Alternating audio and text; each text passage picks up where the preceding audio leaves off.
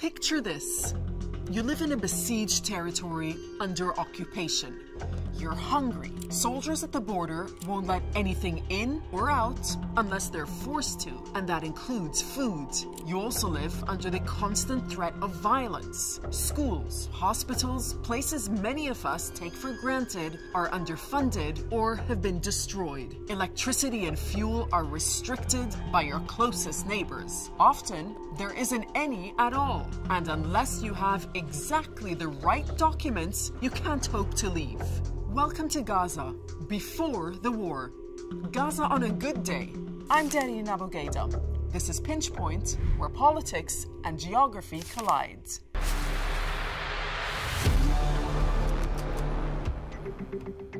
Let's take a moment to imagine how Palestinians were feeling in the days leading up to the war. Actually, you don't have to imagine it. The research has been done. Just 1 week before Hamas launched its attack on Israel, Gallup wrapped up its poll of Palestinians in Gaza and the occupied West Bank. The interviews took place between July and September 2023. Here's what they found. Anger was already on the rise. The poll found that 44% of Palestinians in Gaza said they experienced a lot of anger the day before they were surveyed. These are levels not seen since 2018, when there were weekly protests demanding the right for Palestinians to return to the land they lost when Israel became a state. Over the decades, the protests have never really stopped. Protests against poverty, protests appealing for dignity, protests for freedom. Gallup also found that most Palestinians surveyed don't trust U.S. President Joe Biden to negotiate peace between Palestine and Israel. Actually, an incredible 8 in 10 Palestinians doubted there could ever be permanent peace between Israel and Palestine. As for living standards, well, Gaza was never rich, but the recent poll suggests people were struggling to buy food. Before the war, people were getting by, but just barely, depending on handouts, aid, charity, but rarely able to rely on themselves. The ability to afford a place to live had also reached a crisis point, with a third of people in Gaza worried about finding a roof over their head. According to Gallup, 2/3 of people in Gaza could be classified as moderately or highly vulnerable.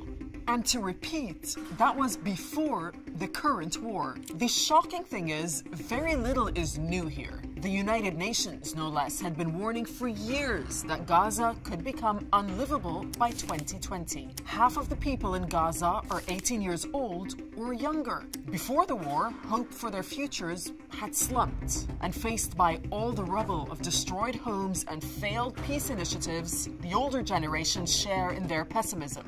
Only about a third of people in Gaza will remember these pictures. This handshake in 1993 on the lawn of the White House between the leader of the Palestinian Liberation Organization, Yasser Arafat, and Israel's Prime Minister, Yitzhak Rabin. A year later, they received Nobel Peace Prizes. Now, fast forward to the day before October 7th, when Hamas broke out of Gaza and attacked Israel. Gaza gripped in a chokehold for decades. Human Rights Watch has described the territory as little more than an open-air prison, because without Israel's say-so, no one can go in and no one can leave. Let's look at what's been going on. Gaza is bordered on the west by the Mediterranean Sea. To the south, there's Egypt. The rest surrounded by Israel. You can drive from top to bottom in less than an hour. 365 square kilometers surrounded by the sea or a barrier like this. For the people who lived there were just 2 ways in, the same 2 ways out. To the south, the Rafah crossing into Egypt. To the north, the Erez crossing into Israel. Let's start here. Erez is a huge barn of a place, fortified and built to process 45,000 Palestinians a day to go from Gaza to jobs in Israel. Just getting from one side to the other is a 20-minute walk. People are scanned, bags are searched, and it's all monitored by Israelis behind blast-proof glass. Nothing gets in or out without them knowing about it. Rafah is run by Egypt, and only foreign nationals and dual citizens can usually get through here. Egypt sees Palestinians leaving Gaza as a potential security threat. And the Egyptian government is no friend of Hamas. Before the 2023 war, commercial trucks could enter Gaza through Rafah and aid through the nearby Israeli crossing at Abu Salim. All that changed when the war started.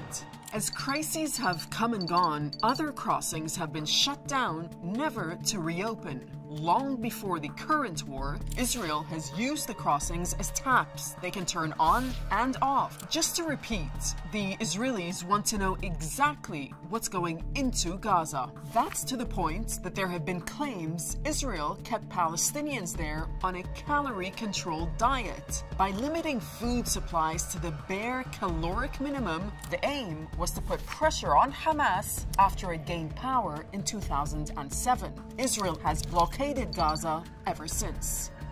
Here's the United Nations former humanitarian chief talking about it 13 years ago. We have called and continue to call, as the Secretary General has done very consistently in recent months, for the relaxation of this blockade on Gaza and the entry of goods in a normal way to allow reconstruction and to allow the Gazans to live something more like a normal life rather than the existence which they have at the moment. The aim was once to build Gaza into a Palestinian state. An airport was built. Optimism, if not high, at least existed. Now Rabin and Arafat are long dead, the airport has been destroyed by Israeli forces, and only pessimism, poverty, and desperation remain. The so-called Oslo Accords that Arafat and Rabin signed 30-odd years ago were supposed to be the dawn of a two-state solution. I'll get into that in another episode. Now, hope in permanent peace seems elusive, and mistrust has grown. Gaza is besieged like never before. Gaza City has a harbor, but the Israelis have dictated that boats can only go so far.